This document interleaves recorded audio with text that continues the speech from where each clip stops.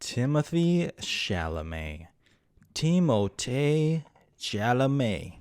Lisan Al Gaib. King Henry V. Willy Wonka. Lil Timmy Tim. And now, Bob Dylan. A role and movie that has been in the works for years is now here to audiences this Christmas. And I want to address this off the bat. While I cannot speak for a whole generation, obviously, I'd like to think I am somewhat in the know about how people around my age consume culture. And I don't think Bob Dylan is a huge figure for people my age. We're all aware of him and his status as a music icon, but it is rare that I come across someone who's like, yo, put on that Bob Dylan like a Rolling Stone. And the only reason I point that out is because so many music biopics often, not all the time, but often, work or not based off your relationship to said singer. So I am coming in as someone who knows Bob Dylan, is aware of his status and some of his bigger songs, but am not an active listener or fan of his work like I am with some other artists. I was just never introduced to him like that. And as people know, I am generally not the biggest fan of music biopics. I find a lot of them incredibly formulaic, which just bums me out. But I am a fan of James Mangold, the director. Timothée Chalamet is arguably the actor of his generation.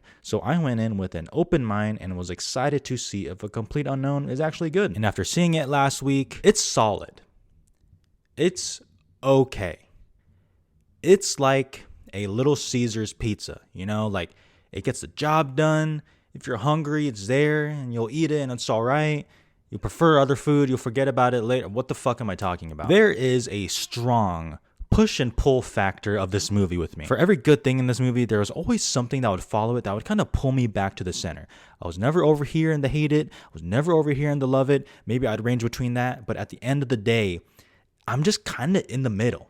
And because of that, it's kind of like a shoulder shrug. Here's what I'll say. The thing I like the most about this movie, and thank God for it, are the music scenes.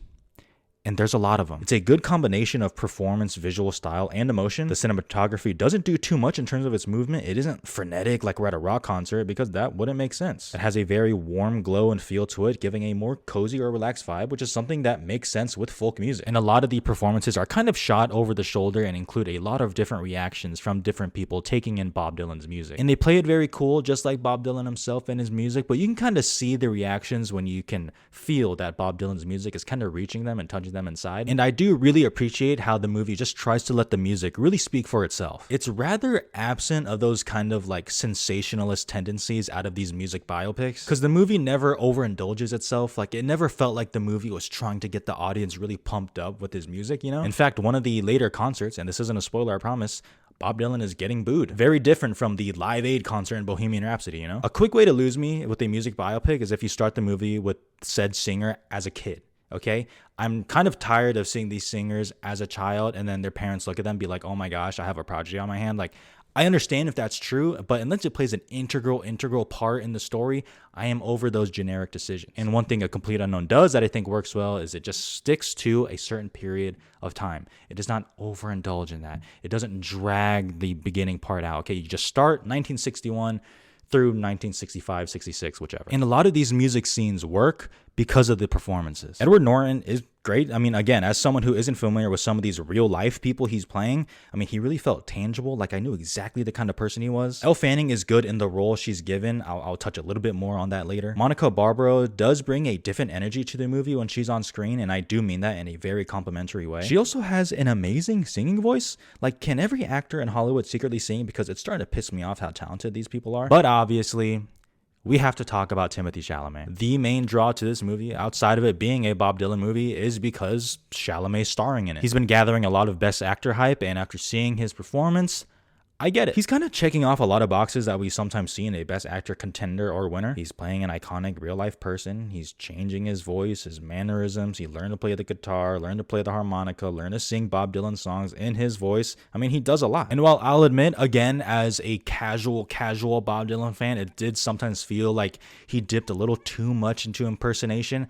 After a bit, you do get used to it. And at the end of the movie, it's hard to walk away from it, at the very least, not being somewhat impressed. I think he's at his best during those musical sequences where I can feel he taps into something actually special about it. Now, I did check in with some hardcore Bob Dylan fans after seeing this movie. People who know the music, obviously, but also really followed him closely just as a person and icon. And I will say, some of them have some doubts, okay? They obviously haven't seen the movie, but they've seen some clips they've released, they've seen the trailer, and they are a little concerned about the portrayal of Bob Dylan. Okay, that's not me. I'm just throwing that out there. Because while I think Chalamet is good in the movie, if you are a Bob Dylan hardcore fan, maybe you think it is like a repulsive performance. Maybe you think it is the best of the year.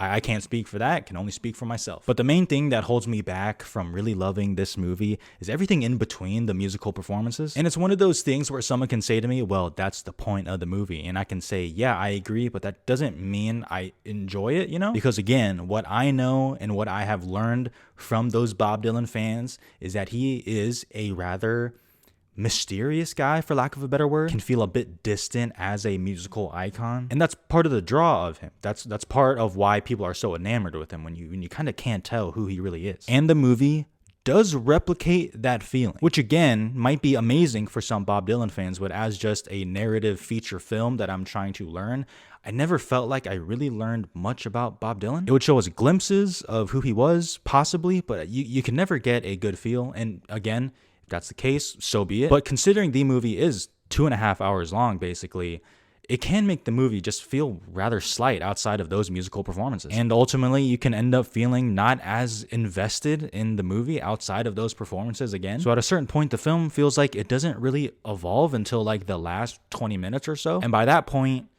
we kind of get it. And why Elle Fanning is good in the movie, her character is the typical just girlfriend that's kind of there, doesn't get a lot to do. We see those a lot in music biopics, and this is the same here. But again, that's just what I think. You know, there's a lot of interesting things here. I do think this is a rather interesting movie to talk about. I'm curious to rewatch it. I'm very curious to hear what my Bob Dylan stan friends think about it once they see it. If you want to throw out my opinion because I'm not a Bob Dylan stan, you know, I mean, feel free. I'm just a dude trying to get by. There's a lot of good stuff here, but at the end of the day, it doesn't really move me too much. A Complete Unknown, 3 stars. I do like folk music though. Okay, I do mess with that, all right? Inside Llewyn Davis, that's a banger right there. I feel like we're good.